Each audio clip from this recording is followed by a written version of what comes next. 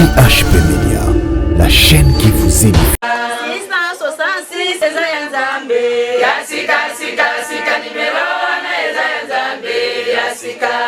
IHP Media, la chaîne qui vous édifie. Église 666 eza ya Nzambe eza ya Nzambe te. Oui, eza ya Nzambe. À la raison le besoin ya Nzambe parce que il y a des petits dieux, il y a aussi des grands dieux.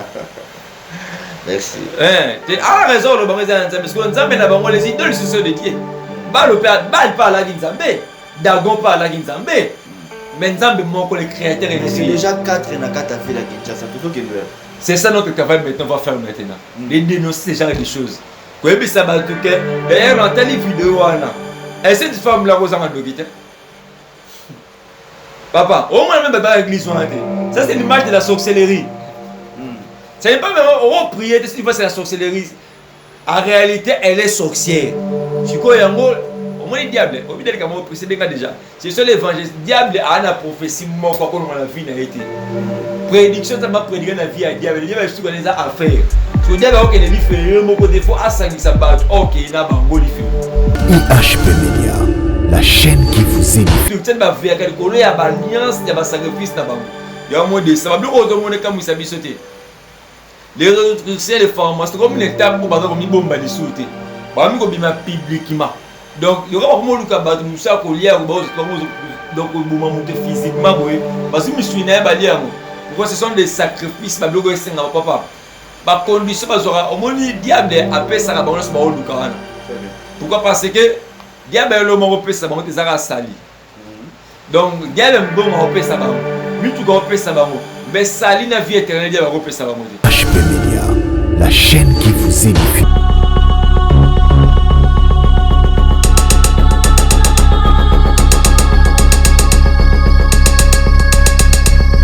Voilà, shalom peuple de Dieu et te pesi bilombote na kombo na Yesu pas union sur les amis biso yo mutotiki bon qui passion na yo et ma communauté ici biso là où 2 ou 3 sont venus son nom il est là au milieu de Dieu bienvenue na 4e mission na biso parlement céleste balobi place lola et lobaka place lola et na la biso place lola et répondre na biso na ba difficulté nyos to koki koza na car la Bible dit que il est le rémunérateur de celui qui le cherche et laisse-moi te dire à travers cette émission tu vas la bénir édifier et pourquoi pas tout dans la vie consoler peu importe problème aux autres traverser dans nous Bible dit que voyez pas naé azomara lenge aya quitté tikete nzambe a pambola biso.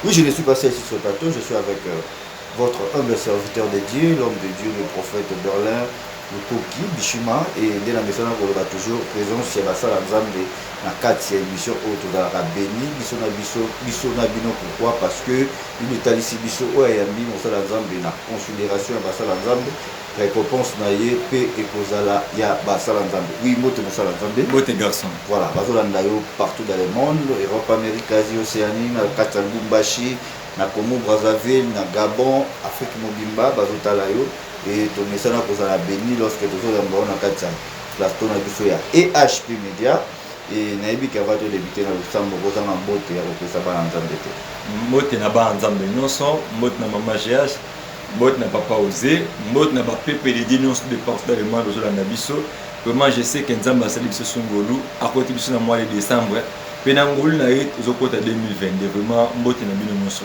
Voilà, merci beaucoup alors tu pourrais prier parce que nous devons dire ça que tu pourrais que ça les lots monter sans toutefois toi associé le Seigneur Jésus-Christ makati. Dieu de toutes grâces to pesio merci ngolo salibiso ya ko sankisa biso iso mokolo alelo Seigneur to tiki momo na ser le boko na yo ndenge ma commune yo lobi c'est poussé par l'esprit que les hommes ont parlé Seigneur. Tika molimo santo aloba a édifié peuple oyo ya nzambe Seigneur de gloire tozaloka basatelo tindi biso mokolo pona koloba ko pambola libota na yo na kombo na Yesu Christ uzana biso du début jusqu'à la fin de te bonde libongo amen amen amen merci et quant à moi je dis aussi un grand merci na bana nzambe nyonso oyo bozopesa biso toujours confiance un grand merci vraiment na bino pour na ba commentaire na bino kitoko bozotela biso un grand merci parce que ba peine na bino et même les autres édifier biso ba conseil et pourquoi pas ba critique na bino en privé puis les ça la force na biso. Je dis un grand merci à toute l'équipe il y a IHP Media derrière la caméra je vois les demi-ouègles de Kawele Charlie Kama Basanisi Maé l'époque manger le magito boboye na bosa nete non temps mwamba le savoir et la conscience de mieux faire et na pesi bana nzambe nyonso mbote lozuli libaku ya kolanda biso tomisana nanu s'abonner biso bao s'abonner te otie mokolo to juste s'abonner sur EHP Media pour la continuité ya ba news de l'émission ya kitoko ya bana nzambe. Voilà kolo apambola biso toyebi déjà ce qui se passe lokola ba actualité na kati ya ville ya Kinshasa, église de l'eau ya ba 666 et bimi et non seulement ça ils en a battu bazo kata bango mikolo. Laisse-moi vous dire que sur aux ndeko na yo na kati ya République démocratique du Congo précisément la ville ya Kinshasa, il faut aussi signaler que Maramorozo na bayer tardif ezali sute na se amula kobimate parce que ba enlèvement ezali soit disant bazo kata batu ba mitema nde to mona ke dernièrement awa jeune fille moko ba hotel ko longole bilo wakati ba bi paraît-il que ceux qui za ba G à l'étranger ba chinois ainsi de suite à côté que la rango ba ya ba mbongo donc bilo moko ya bon. Alors avant de avancer ezaki semaine passée au Tikoleka jeudi ou vendredi comme ça ezali pe na bana moko bana wana ya mikie ka nezala bana bazo leka papa na nzela et babungi bazali sauter ali ba ko kama mama moko na bassin misulu na moto c'est-à-dire azara ba bateau ba konzo na bato ya mbongo soit disant ou akende otekela bango bapartenaire misulu nayebi te soki Charlie kanga ko balela sele biso mwa bafoto na totala donc bazwaka nde bana bake bakati bango batie na basani ya mbele vraiment mawa mingi. Alors biso toza lokola baparent il faut tomibatela et question na biso ezali pourquoi bagenre ya bamama bongo ezalaka na bamwa lokola badécembre. Bon, décembre eza mois oyo so otangi na bible ya livre ya Psaume 19 bible elobi mokolo epesa coïncidence na mokolo mosusu butu mpe epesa coïncidence na butu mosusu. Donc dans le monde spirituel, pourquoi le mois de décembre? Mois de décembre eza mois oyo nyonso travaillaka na loge, même nyonso travaillaka na monde spirituel eza mois oyo apesaka rapport ya mois na ye ya année à travailler mpe eza mois oyo apreparaka début ya mois prochain ya mois ezoba ya année ezobana. Yo moni décembre eza mois sacrifice esalemaka makasi eza mois oyo pour mutu ça sacrifice. Pourquoi? Il faut appeler ça offrande. Sacrifice elaka offrande na monde spirituel oyo ko permettre ye aya reconnaissance na bolamu ba maître na ye basali ye. Puis deuxième offrande elaka pour à protéger déjà moi na ye année ezobana d'avance. Yango bible elobi bana mutu baleki biso bana moi na mayeli. Pourquoi dans le monde spirituel ba yeba principe wana. Yango ba principe ba vendre ba principe omoni ba kana avance makambo. Bah ça veut dire makasi na décembre na mois de janvier. Pourquoi ces 2 mois là? Décembre il y a le mois où ça la passation à traverser pas côté mususu. Mais là comme on j'avais un mois avant de ça maintenant pouvoir to beaucoup continuer. Il y a même dans ma famille ba sacré il y a même dans ma famille belé ba kufa mingi et ça les maka beaucoup plus dans le mois de décembre. Or même dans beaucoup qu'on a balou à ma famille. Les sacrificateurs tout ça n'est pas être là. Mais comme le gardien de l'hôtel est toujours là, l'hôtel a toujours posé un sacrifice. Or, l'hôtel est liaka. L'hôtel dans le bezali et sacrifice. Donc, l'hôtel là, c'est les arbres ici qui ont été hôtel. Le sacrifice c'est le Maradicola hôtel. Pour le sacrifice c'est Libanda hôtel. Donc, même dans la famille, ils ont une alliance nango. Le hôtel, il faut être là pour hôtel, il faut et un sacrifice. Donc, gardien hôtel au bonheur. Muta jara ndokalibosa famille to succès famille to koko na succès famille to roskisa famille akufa ben et le connaissons que c'est fonctionner pourquoi parce que ezaki était na mutu moko azo veiller likolo na ngo dans le monde spirituel ba veiller ka likolo ya ba alliance ya ba sacrifice na bango ya mo de ça ba blo ko mona comme ça bisoté les c'est les formations comme une étape où bazo mi bomba lisouté ba mi ko bima publiquement donc il y aura vraiment luka ba musa ko lia ko donc boma monter physiquement boy parce que je suis né pourquoi ce sont des sacrifices ba blogo esenga papa ba condition ba zora au moni diable appelle ça ba onso ba oluka wana. Pourquoi? Parce que diable le mo repé ça ba on ezara sali. Donc diable mbongo repé ça ba mi tu ko repé ça ba mais sali na vie éternelle diable repé ça ba parce que différence à Yesu na diable wana. Mais tout un chrétien moment est un moment chrétien surtout il faut savoir chrétien vie chrétienne à vivre il y a besoin de la vigilance chaque jour. Parce que l'esprit est fonctionnel quand le corps peut se manifester. Donc l'esprit peut se manifester pour le corps. Même notre maître dans son trône, il a compris que pour que je puisse se alimenter, il faut le corps mon côté. Donc alors quand on a corps à Marie, donc Marie, d'ailleurs Marie bota Jésus, bota Christ. Très bien. Est-ce que je comprends? Oui, avancez, papa. Donc, molimo aluki nzoto pour kota, mais pour bima asa travail na. Yo moni soki na Michel, la prophétie à Michel, prophète Michel oba salé ko bima la Bethléem. Muto ko travailler maintenant bota na Bethléem. Mais zema maro ko mona gota na Galilée, mais Jésus a bota na Bethléem. Donc, ce tout un parcours, on a mon spirituel par rapport à signe parcours. Il y a tout le monde voyait Jésus avec les deux pieds, mais Jean-Baptiste voyait Jésus avec quatre pattes. La différence c'est ça. Donc, on a Jésus sur deux pieds, mais lorsque Jean-Baptiste a vu Jésus, il n'a pas vu Jésus comme tout le monde. Il a dit voici l'agneau. Or, l'agneau, il m'a connu à quatre pattes. Tu dois faire quatre pattes, et à ma bébé, il y a quatre pattes. Hôtel, le côté, on a maté, hôtel, il faut tourner à quatre pattes. Pour y avoir un sacrifice du corona. Vous comprenez? Donc, mon spirituel n'est pas fonctionnant. Moi, aux amours, je ne sais pas la prière. Sans les distractions inutiles. Peut-être que ça va créer, c'est qu'on prie un zambéga pour décembre. C'est ça aussi le problème. Oui, c'est ça aussi le problème. Qu'on prie un zambéga pour décembre. Parce que spiritualité, elle a vu fonctionnera chaque jour. On a un sur point mon corps. Bible et le bas, surtout dans la Genèse, non, Isaac a qualité. Abraham a déjà Isaac a venu na ye. Abraham a dit ça Eliezer Adama bi oko girer na mupende na nga a mupende le parti tima mutu. Mais pourquoi Eliezer Adama pas girer na mupende Abraham? Wana makamu susu. A girer ba yebisa bi okende cause la Isaac mwasi na nga oza mwana nga Isaac mwasi. Mais Abraham a yebisi Isaac Eliezer yebisa Abraham soka bogo senga na mema Isaac. Abraham a boya même moi Isaac azonga bisika la patrie oya ubimela. Donc dans le monde spirituel il faut que boya yo doit bimina alliance moko famille ko linga te bana na yo bazonga alliance na famille. Notre Abraham, même Abraham notre père la fois il avait refusé Eliezer Adama. A ebisi Eliezer Adama soko ko renoncer même la mission dont il renoncer. Mais Isaac azonga kuna jamais. Donc moi dans cela que avancer les choses donc pour là Isaac moi si avant Isaac comme un âge à rebal. Donc dans le monde spirituel et en bas âge au bâtir la camoufle. Donc on sort à botama bien comme la 40 comme sidatique. Donc dans le monde spirituel âge va bien dans vie sur les 40. Donc on a 40 ma des 40 ans. Donc monde spirituel est d'arriver ça ka biso et homme spirituel, il faut mon musika. Il y a un monsieur à botama bien, dans comme na âge va comme suffit dans sucre. Mais comment la famille nous avons bien à âge à 32 ans va bien la maladie de sucre.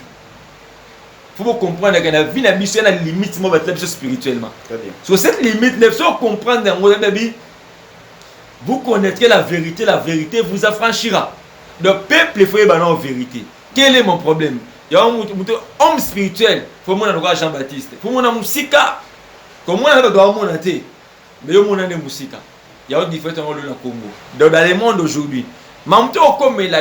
Mais là, mambo pourquoi vous comme la ngai obinga na bisaka batelo monga na pêchera diable serpent de ngai le fond na ça spirituellement nous te juge plus que le diable va serpent de ngai et ça dans Jésus diable serpent de chrétiens mais beaucoup de chrétiens je dis bon serpent de beaucoup comme mon autour de banana. Donc comment obi chaka rencontrer une sœur elle me dit avec papa la famille na biso so muta komika na âge à 35 ans justement muta ko ta ménopause na âge à 35 ans. Donc, ben, on va dire que quand ça a coûté, on a pas comme la conséquence antique, on a été sauté. Spirituellement, et si des enfants, ça bino déjà. De ma maman, de ma robota, monsieur a malade, il m'a dit, papa, maman, de konangai. Moi, na bota depuis bébé na anémique était. Mais comment on a comme âge à 25 ans comme anémique? Donc, tu vois comment le spirituel fonctionne. Il y a un babylone comme on l'a mis sur la base. Donc, pour te dire que le monde spirituel est un monde tellement vaste et bizarre. Donc, l'homme spirituel, la réalité de l'homme, c'est l'esprit. L'homme faut alors maîtriser le monde spirituel. Sans maîtriser le monde spirituel, tu vas toujours échouer dans ta vie. Tout ce que tu feras dans ta vie pour que tu puisses réussir d'abord, maîtrise d'abord le monde spirituel. Or, l'esprit est manifestateur. L'esprit cherchera un corps pour se manifester. Il y a un moment, les gens, il y a beaucoup de gens qui sont en côte, il y a un combat brise, il y a Berlin des combats différents. Le coup, il y a un makamouana, il y a un soi-disant. Il y a un qui comme le coin. Oh, il y a un cas sociaux. Donc, il y a dans 30 secondes, il y a un peu sur quelque chose. Parce que tu as un bon diable, mon monde spirituel. moi spécial ko préparer mutu c'est même pembe no pour alunguluka pembe na nzamba Israël pour ba chever kala.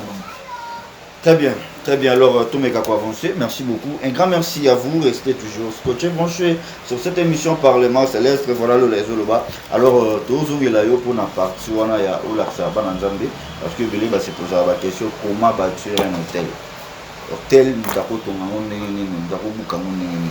Alors, question de parenthèse, tous les gens les en actualité, il y a l'église, il y a 666 ils ont frappé déjà et pour la news, il y a déjà 4 on a vu la Kinshasa. Bandagi Monko, il y a déjà 4 on a vu la Kinshasa. Charlie Kanga, Oko balancer les bisous, il mange quelques secondes. Il y a 666 le monde a comment bazo ça la évangélisation à Satan. C'est-à-dire bazo ça la Satan évangélisation donc balancer les bisous, il mange un bon après. Suivez cet extrait pris, on se retrouve tout juste après. IHP Media, la chaîne qui vous édifie. 666 eza ya Nzambe ya sika numero wana eza ya Nzambe ya sika nandimeli sini ya 666 mpona moni tata Nzambe nde alakisi ngai yango lakisa yango na bato na nga mokili mobimba 666 eza limero ya Yesu akotaki nango na mboka boyenge beni soki ozwi limero wana te ya 666 kombo na yo pe na buku ya mwana meme ekokota te bato IHP Media, la chaîne qui vous édifie. Merci beaucoup papa au talimage. Église 666 666 eza ya Nzambe eza ya Nzambe te. Oui, eza ya Nzambe. ala raison le besoin de Nzambe parce que il y a des petits dieux il y a aussi des grands dieux. Merci. Tu as raison le besoin de Nzambe parce que Nzambe na bango les idoles ce sont des dieux. Bal pas la Nzambe, Dagon pas la Nzambe. Mais Nzambe moko le créateur et c'est déjà 4 na 4 à faire la Kinshasa tout ce qui est. C'est ça notre travail maintenant va faire maintenant. Les dénoncer ce genre de choses. Kwebi sabatuke d'ailleurs dans telle vidéo wana. Et cette femme là aux amandogite. Papa, au moins même dans l'église ça c'est l'image de la sorcellerie. C'est pas vraiment on prier de cette fois c'est la sorcellerie. En réalité, elle est sorcière. Tu connais yango au moins le diable, au milieu de comment précédent déjà. C'est sur l'évangile diable a une prophétie mort quoi qu'on la vie n'a été. Prédiction ça m'a prédire la vie à diable, le diable est tout les affaires. Parce que le diable OK il fait moko des fois asangi sa battu OK na bango li fait. Ya moni battu ba ko mi bomba li souté. Pe a OK peut habiller non sogo lingi ozwa au côté en liste à moi la même. Moi la même à est-ce que Yesu a reçu bon la même lelo? Non non. Il était mort à Lyon, mais il est ressuscité comme le lion de la tribu de Juda. Amen. Il est assis dans la droite du Père. À Lyon, au Jean-Baptiste, à mon liste, à moi, n'invitez moi, monsieur, à moi, c'est n'abang, monsieur, qui va coco n'abang, on a invité. Faites attention aussi. C'est une révélation. Très bien. Là, moi, on a même ça sacrifice na nyama. Amen. Bah, t'es belé, bah, au compte à liste à moi, mais au compte à liste à sacrifice à diable. Donc, au compte à liste, donc moi, au compte à liste à moi, même. Pour ça la sacrifice pas bon nyama. Nyama wala yo ko ta liste mama donc yo za sacrifice sa vie na yo. Donc il faut sacrifier ma vie na bango inconsciemment. So ça ndeko na Kinshasa même za Kinshasa na makambo. Bien aimé église c'est quand même la veille. So namna yo muto zo église on peut ça le pas me foutre là ka. Toi aussi on a complice ko ba nzambe na lifu. Très bien. Mais église il faut bien même la quartier na bino même ba jeune bola muna to aussi maba nous ba église ba tout non même moto. Mais c'est au contraire ba to belé ba tondi wana na kati église ba maman surtout ba femme ba le problème est l'ignorance tue toujours. Ba ignorant. Papa, Marc 66 au réuni na mokili lo na lobité. Église les enlever té. Faut comprendre. Mais Marc 66 est l'image de la bête. Et ça marque à Yesu té. Et ça bilim oh pour c'est ainsi que non diable a koel nango pour obliger ba tu peux somber loko.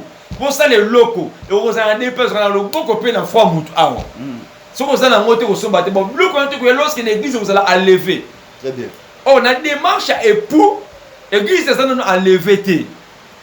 Pour l'église elle a enlevé, il faut d'abord l'église a enlevé, l'église elle a enlevé, allez maintenant là, le diable descendra parce que le Saint-Esprit partira avec l'église. Au moment de l'eau, ma bilo ça les maté. Ma croix le va le dans cette génération les marques de la bête est déjà là. Elle arrive déjà. Et je te dis aujourd'hui aussi que cet frère là Macron a aussi des mandats en France. Révélation prophétique. Je te dis quand même c'est vite mission là on va qu'il y a une élection à rouler.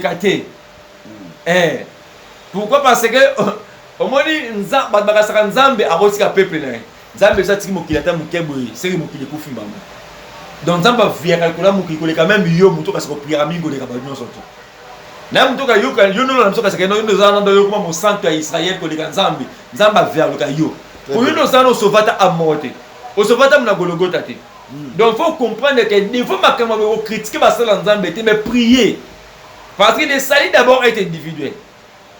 Maman o ayena molimo 66 o même démon o na kindoki na yeso ki ta famille na bango so ki pesa kindoki mo ndenge na biyo akutana na Jésus Christ et pesa bato marre o za numéro na ngai 66 non ça ça na caché wana so boy ko zango o kutana liste mo na même et puis non seulement ça facilité eza que soki yo yena kati église so za na mwasi fa kufa so za mwasi mobile no fa kufa mais so ndako mobile na auto mwasi na Jésus, Yesu a coûté la femme samaritaine.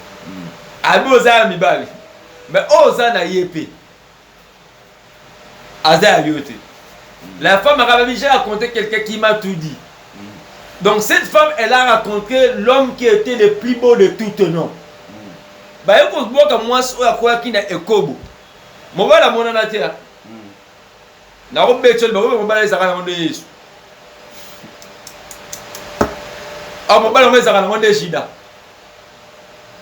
Jida bot na moi. Ah, ça. Là. Là, la révélation était là. Moi, je même dans le lobby. Somme de bêtes ba quoi bi comment pour faire on va s'arranger Yesu comme c'est la révélation. C'est un bise bise c'est la révélation. Tu vas le faire la révélation. On comprend que aussi mission on peut les arranger de Jésus de ba tuma ba pourtant lui mon bal on mais faut être quand non ba écoute.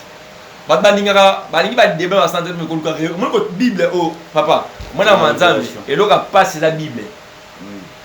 Comme prière facile côté ya. Na leki na ma place wana. Loko be ozo boma mobali, pas boma mobali pour batika nani. O yo na moi balo mbala kufi o tikali célibataire pour bala mbala Yesu. Oh Yesu ala mobali biso église à moi ça Yesu. Yesu mobali na biso. Bible le but notre sœur n'a pas de maman, notre sœur dina na ma belle était pas bala.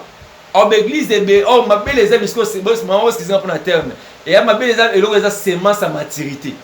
L'église est belle en maturité. Moi si pour il y a mon ibana Jacob à lobby babi notre sœur Adam ma belle était pas bala. Il y a on ba kenda pour venger pour na ndeko na bango dina. Oh Jacob avait beaucoup de abota bana ba se belé. Bata on dina parce que dina la ki mwana oyo a une image ya église où ezaki violé. Très bien. Au coup tu permettre de pas violer église. On m'a pas l'église d'affaires, l'église c'est Jésus-Christ de Nazareth. Parce qu'on va la Yesu ndengeni. Yema moko l'église yo, mo ba no physique ko ba la Yesu te hein. Ya ba ki, ta mo be moto papa Brice. Ma moto ke ni musika to ko prier no moto ko intercéder te akindoki. Donc o azali envoyer à diable, diable atindi la kindoki na bango. Non moni makamute. Mais le problème est qu'il y a soit déjà ba âme. Papa, ko kama makambo te, bibele bino basala nzambe elo ni bokoyi kusala na makambo boye. Par na bino. Par na biso. Tu as la problème mon notre crise évangélistique que souffrir dans ma casse. Boyo kanise za raté. Et toi boyo kanise c'est trop dire. Boyo kanise la même ali muna mutu ana convict, ouais mais la ramoko. To yo kana basa nzambe nyonso to yo kana. Toi ba na tata moko. Ouais mais ali ba diverger ça que ba te sanga raté. Très bien. La rose c'est le monde de Gobris à l'obité. Car bah maintenant ok non ba britannique qui t'aquête de Gobris na médiaté. Faut que de Gobris na pembe. Et amour de ça na média. Tu vois ce que y a manque de maturité, mais manque d'éthique pastorale. En éthique parce que c'est un moni d'aider étant le pasteur le quoi ngana likamabé, no ngana média. Média à la place barrage à likamouté. Média bisika o bayara mo ba kindoki de sabolo la kisi à maman oh. Faut gangue la mutabe parce que on te permettre dîner dans la violer. Ceux qui dîner comme violer, on remet apostasie dans l'église. Tu peux permettre à monter. Donc c'est la sorcellerie pire. On gagne ba âme. Oui, parce que il y a la fils à péridiction par la gare. Déjà le fils de péridiction. Mais ma vrai chrétien, bah tout ça il dit comme Seigneur se voit que l'église a brûlé. Parce que dans l'église, tu y dit que même dans l'Apocalypse, on dit que les marques de la bête c'est 66. C'est ça les marques de la bête. Et les dragons qui vont descendre, c'est une forme d'une femme. Donc moi si on a on appelle dragon.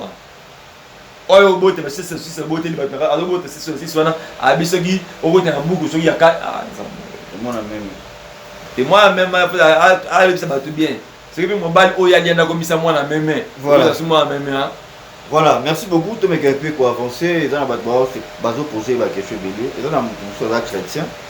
Bah m'a amené un mois au marché. Mais est-ce que ça, avant la posé au depuis hôtel, donc on a posé à construire hôtel. Bon, merci. Nani n'est expliqué à bien. Nous avons une question de la G6. Gédéon avait la promesse de Dieu. Oui. Gédéon a raconté la G6 d'éternel. La vie l'éternel est avec toi, voyant héros. Je vois question Gédéon. Si l'éternel est avec nous, il y a ce côté là Gédéon Yemoko. Abi l'éternel est avec toi. Mais Gédéon est ici, ce qui est sur la mission sur le bota mobima. Pourquoi toutes ces choses nous ont-elles arrivé? Où sont les promesses que l'éternel Père nous a racontées? Donc Gédéon aussi avait les promesses de Dieu dans sa vie. Mais cette promesse ne s'accomplirait pas. Pourquoi? Parce qu'il avait une antenne dans la maison de son père. Papa Gédéon a sacrificateur Yabal. Antenne dans la maison de Gédéon. Donc Gédéon a coûté dans Zambie à la promesse. Mais les promesses vont s'accomplir. C'est ce qui nous renversent là-bas dans la communauté. Beaucoup de gens qui ont la prophétie dans ta vie. Tu as des promesses dans ta vie. Mais même la source, c'est le problème. Prophète Élisée, il vit les commis stérilement et comme ma bête. Prophète Ali Boy, c'est une révélation sur tout le pourquoi Sani. L'autre, le Macamboana. Bible, mais manga pina source. Dès le début, c'est que ça m'a essayé, il faut que la main Jim. À boire qui mourra pour maïbo, mais qui ça m'a bimba. Donc, source. Beaucoup de gens échouent dans leur vie. Pourquoi leur source était déjà mauvais? Papa, Mamna Bina Debi, la monde du ténèbre, qui a destiné à Moutou, même à faire Moutou, qui est destiné à Très bien. Si vous êtes victime, il faut aussi la tirer à destinée. Nous sommes dans le monde spirituel, même dans le monde habituel. Il y a des choses qui sont mal dans le roi. Dans le monde étoile, oh, bah, t'as mis sur les 4 collèges, ce sont les succès aujourd'hui. Les roses chrétiens. Donc, même si les maman déjà, Brigitte a ça étoile, mon refait régner. Brigitte, la vie n'a pas de bosco. Papa n'a bino, tout qu'on a bino. Aïe n'a pas de ça l'étoile à Brigitte. Il y a un moment où plusieurs prophéties, plusieurs déclarations des hommes de Dieu, mais rien ne marche dans ta vie. Rêvons aussi ta vie bien. Est-ce que n'a pas pris le problème, mais les sources César? Parce que le problème est la ligne. Vraie délivrance, c'est la prise de conscience. Il faut comprendre que la famille, la mission, comment tu peux t'abasser qui toque, tu as une limite, mon corps.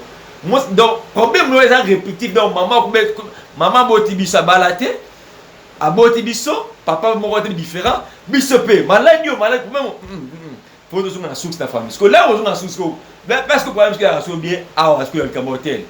Dans un bébé, on se peine dans le camotel, tongi botel, les bébés, mais résultat malongati. C'est ça, c'est le problème. Hôtel, ils ont biscuit au sacrifice, c'est les marines et ça, les manques. Hôtel, ils ont représenté Alliance. Alliance à Brice, na Berlin. Bah, pour Alliance, ça a un impact de rose à thé. Donc, on a un hôtel. On va expliquer bien. Nabi hôtel, ils ont dit Alliance. Donc, ils ont représentation et Alliance.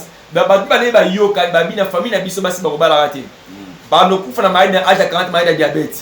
Bah, nous souffrons na maille d'intel. Faiblesse sexuelle, bah, nous avons vie à bas, Marie de nous, nous avons des générations en génération.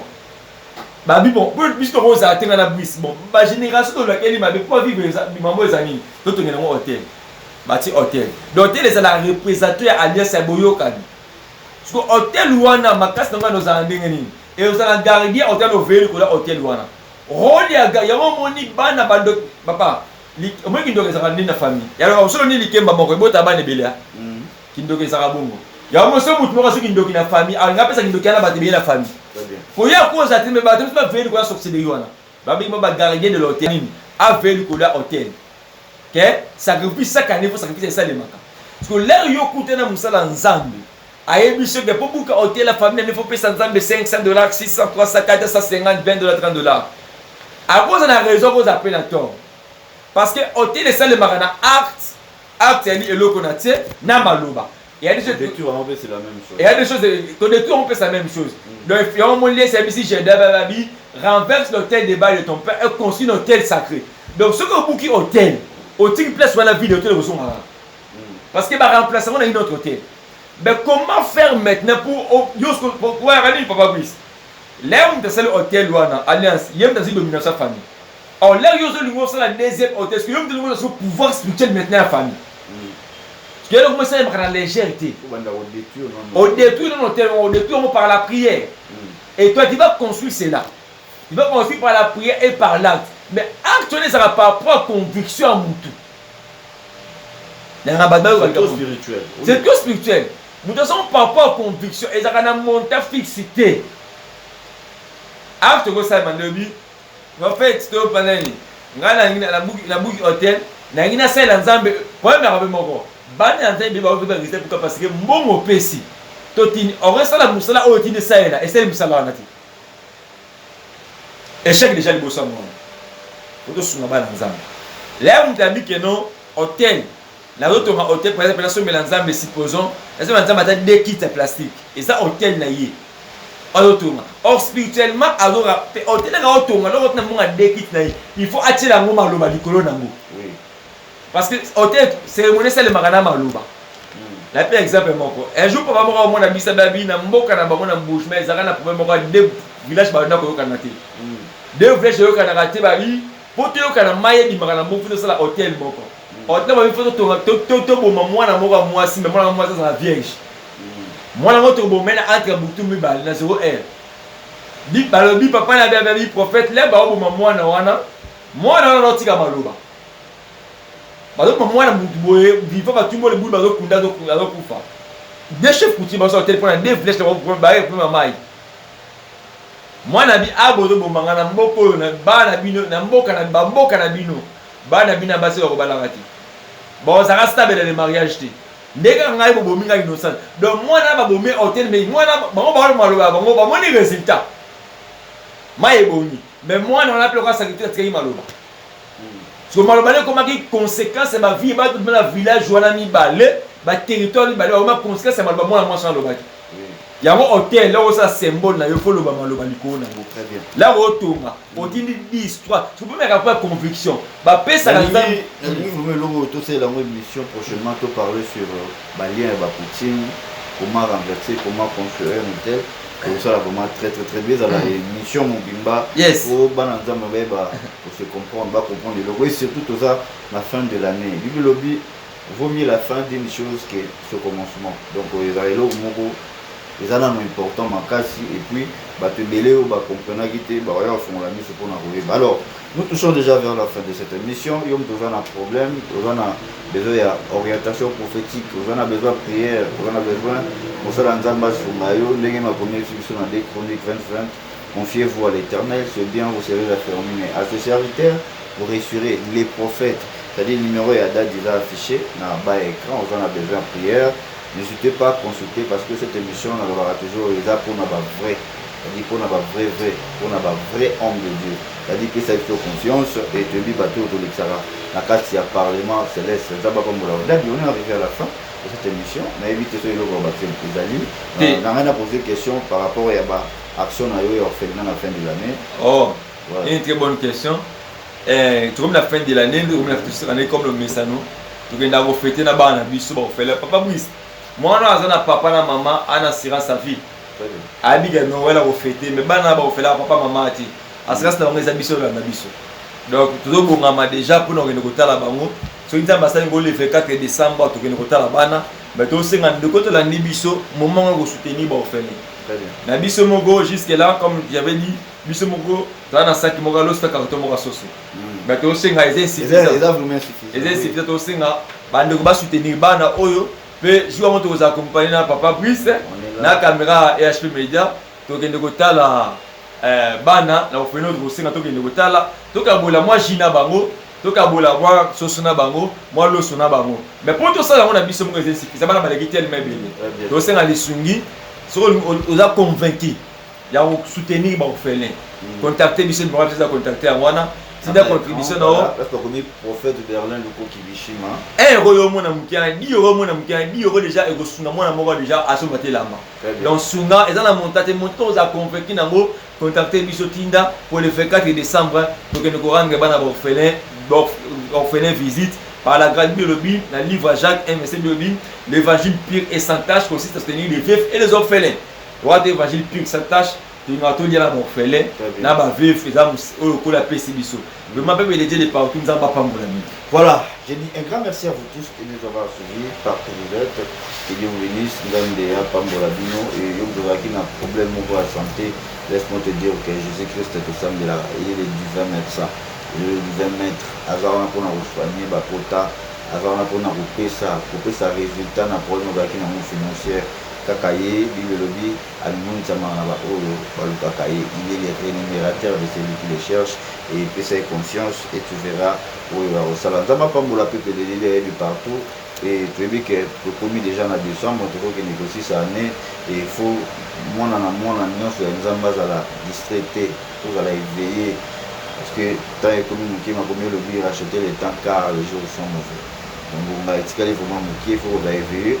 Et na part na ngai na rappelé na biso ke toyeba tobandaki banda janvier tokomi na décembre action de grâce pour rendre nzambe matondo, c'est-à-dire kozomisa matondo ata ya mingi te signe ya reconnaissance epa nzambe esalaka bien. Oza na pasteur na yo, oza na pasteur te, sala effort wana tozala wana toujours mpona bino nalobaka LHP Media c'est l'ensemble de ça ba homme de Dieu ya bien bazali epesi action de grâce na ota ya nzambe. Voilà, nzambe akosokoluki ye akomimonusama. Voilà, nzambe apambola bato nyonso bazwaki bakolanda biso. Et si vous aimez cette émission, il faut dire un grand merci à celui qu'on appelle Dédé Nyungu, Aigle du Kaolé, na Charlie Kanga, nde bachaki mayele pour émission oyo et les gars. Vraiment, nzambe apambola bino. Un grand merci à notre papa Oser Mani, Yosa Nzete et biso toza bangoma. Et merci toujours papa, Nengozo Bogola Bana bien. Un grand merci surtout à notre maman GH, et à papa Oser Mani et pour papa on appelle ça maman Tony Hortense. Il y a Papa Anderson. Merci beaucoup à toute l'équipe. Il y a EH Média. Je vois aussi Nathan Mamba et savoir la conscience de bien faire. Merci Naba Nanzambe Nyonso. Merci Naba fidèle chrétien. Merci Naba servante. Tous les serviteurs de Dieu sont de partout. Place de Vali, Polo, A, Pa, Bolabiso. Oui, papa, nous sommes arrivés à la fin. Jésus-Christ a balayé un peu le rôle à Alpha, c'est un peu le rôle à Omega. To bondeli, Seigneur, te pèse au merci, Ngolo Salibiso. Seigneur de gloire, dit, vous connaîtrez la vérité et la vérité vous affranchira. La vie d'ailleurs des tests, il cria à l'Éternel, l'Éternel envoya sa parole. Seigneur, tika malobotine de libisha wenzambe et bikisa et pe sa vie biska vie zalakiti. Et pe sa makasi biska kolembe zalaki. Nzambe ya Bible. La bonde n'a recommandé peuple dans sa lobo kolanga. Seigneur, nous tous zalaki ya wenzambe ya kolemba la foi wenzambe ya Israël pe sa makasi. Seigneur, je déclare à qualité de ton prophète. Seigneur, que cette année n'enge to bandaki to silisanga avec gloire au nom de Jésus. Zambe mutu nyonso kolanda émission o ata esprit de mort et télémaki na vie na ye. Ate télémaki na libote nata chaque année ba koufela ka mutu na famille. Je déclare la qualité de ton sacrificateur que cette année ba koufela mutu au nom de Jésus. Cette année ba koufela mutu au nom de Jésus. Si tu étais malade, Nzamba Israël a biki sayo na kombo na Yesu. Reçois la guérison au nom puissant de Jésus. Que le Dieu des miracles te guérisse, te bénisse au nom de Jésus. J'ai ainsi prié. Amen. HP Media, la chaîne qui vous édifie.